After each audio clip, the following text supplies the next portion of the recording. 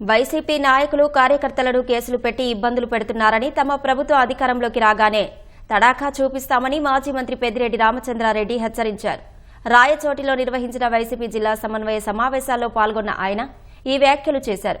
వచ్చే ఎన్నికల్లో తాము గెలవగానే ప్రతి దాడులు తప్పవన్న పెద్దిరెడ్డి పార్టీ కార్యకర్తలు ఆందోళన చెందవద్దని సూచించారు.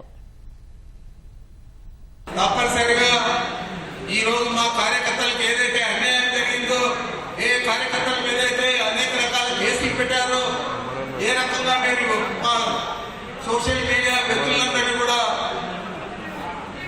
బాధించారో, ఇవన్నీ కూడా గుర్తుకున్నాయి. రాబోయే ఎన్నికల తర్వాత తప్పనిసరిగా జగన్మోహన్ రెడ్డి గారు ముఖ్యమంత్రి అవుతారు. అయిన తర్వాత ఇవన్నీ కూడా మీకు కూడా రుచి చూపిస్తామని కూడా మీకు మనం చేస్తా ఉన్నాను. ఒక్కరిని కూడా వదిలేదు. తప్పనిసరిగా అందరి మీద కూడా ఎవరైతే మన గ్రామాలలో మన కార్యకర్తల మీద దాడి చేశారో, ఆ దాడులకు ప్రతి చోట కూడా జరిగి తీరుతాయని కూడా మీకు మనం చేస్తా ఉన్నాను.